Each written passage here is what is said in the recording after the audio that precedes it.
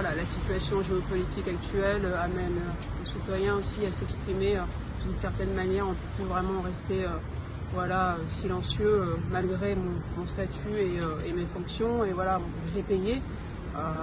J'ai pu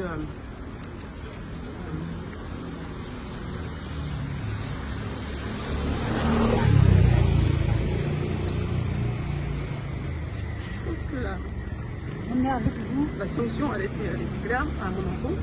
Donc l'acharnement, je pense que ça suffit maintenant. Maintenant l'objectif pour moi c'est d'avancer tout simplement et puis de continuer à faire ce que j'ai toujours fait. M'engager pour les autres et puis à apporter les valeurs du sport. Voilà, donc je pense que je m'arrêterai là et les gens qui me connaissent, je pense qu'ils m'ont rencontré, connaissent mes convictions et voilà, je tourne pour la paix et je pense qu'on se doit voilà, d'être là pour les gens qui sont dans la souffrance et puis de fédérer. Je pense qu'on a tous besoin voilà, de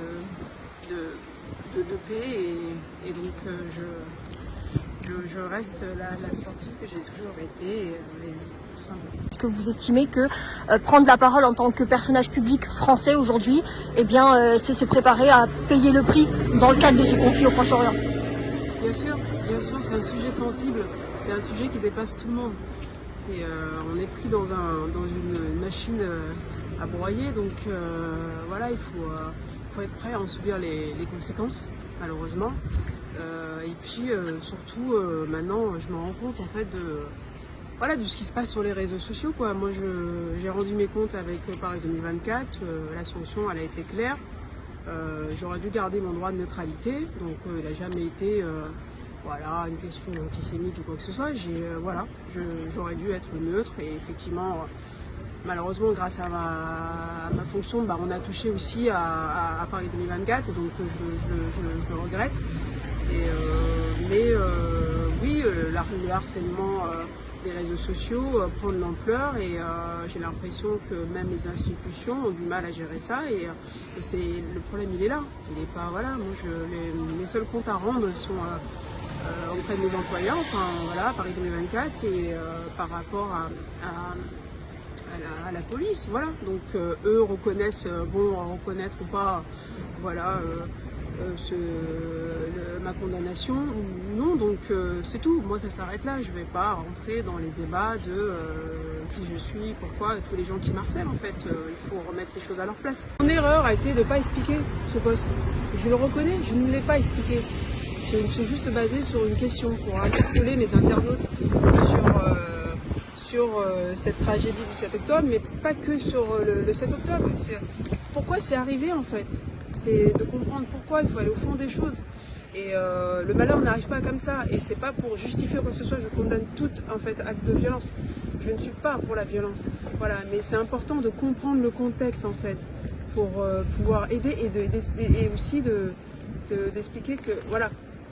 Est-ce qu'il y a une autre issue en fait que la violence? Il y a une autre issue que cette violence. Et bon, c'était pour ça que je voulais interpréter les internautes pour qu'ils puissent apporter aussi de cette solution. Il y a une forme de paix possible pour éviter d'en arriver à ce drame. Voilà, donc et c'est important. Voilà, c'est important d'avoir leur retour et de ne pas rester isolé face à ces images qu'on reçoit et tout, de pouvoir voilà, être connecté, et d'apporter des solutions positives, surtout de ne pas rester que sur ces faits, ce drame qui, je pense, voilà, émeut tout le monde, quoi. Enfin, est-ce que dans l'hypothèse d'un classement sans suite, comme disait Maître Bringart, attendre ces suites-là, est-ce que vous demanderez au comité d'organisation des Jeux Olympiques d'être réintégré à votre poste, puisque dans tous les cas, vous n'aurez pas de poursuite et donc innocenté? Non, puisque ça n'a rien à voir avec, ça n'a absolument rien à voir avec cette convocation. Comme je vous disais, voilà, les règles olympiques m'engagent surtout à ce niveau-là, et sachant que le sujet est sensible, on est en France, voilà, ne pas attirer l'attention sur soi, malheureusement. Donc, donc j'aurais dû effectivement garder mon droit de neutralité, même si on peut en discuter de ce droit de neutralité, parce que je me suis aussi manifestée pour la guerre en Ukraine, donc j'ai apporté mon soutien. Voilà. discuter pour savoir si j'étais prête à aller sur le terrain pour m'engager réellement, comme tous les athlètes peuvent le faire. Oui, j'ai exprimé aussi cette volonté-là. Donc voilà, après, on peut discuter du poids de mesure, enfin de tout ça. Mais moi, voilà, dès qu'il y a un conflit, je pense qu'il est important de montrer, notre manière de nous engager en tant qu'athlète. On essaye de fédérer. Et c'est aussi pour ça que les Jeux Olympiques ont été créés. Ils ont été créés pour essayer de ramener la paix en temps de guerre. Donc voilà. Donc on sait qu'on peut pas être neutre, c'est compliqué. On se sent obligé de prendre position alors qu'on n'a pas spécialement envie de prendre position. Moi, c'est en tant que citoyenne, donc j'ai malheureusement enlevé ma casquette d'ambassadrice et j'ai réagi en tant que citoyenne, tout simplement, en tant qu'Émilie Gomis, comme n'importe qui. Et j'ai oublié que non, je ne peux pas me permettre de réagir spontanément comme ça, puisque sur les réseaux sociaux, ça va très très vite en fait. C'est pour ça que certaines personnalités arrêtent les réseaux sociaux, Twitter. Voilà, donc c'est assez virulent et je me rends compte aussi maintenant du harcèlement que des personnes peuvent subir, des personnes lambda, et que comment ça peut atteindre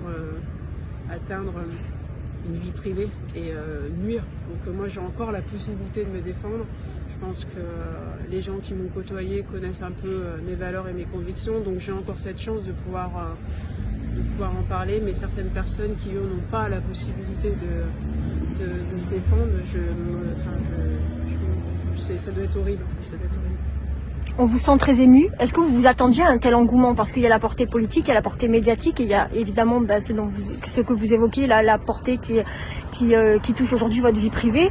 Est-ce que vous vous attendiez à tout ça, à vous retrouver dans cette spirale? Non, absolument pas, parce qu'en plus, dès que la personne X, je ne dirais pas son nom, a republié, parce que ça a été une capture d'écran qui a été republiée, parce que ce post-là qui a été fait le 9 octobre, il est resté que 10 heures en story. Donc je l'ai posté à 23h le soir, je l'ai effacé le matin à 9h parce que j'ai reçu quelques messages d'amis qui m'ont exprimé leur mécontentement, disant que c'était très maladroit, sachant que c'était 2 jours après la compta, donc j'ai de suite retiré parce que je m'étais rendu compte que c'était qu'il y avait encore ils étaient encore affectés et moi-même j'étais affectée par cet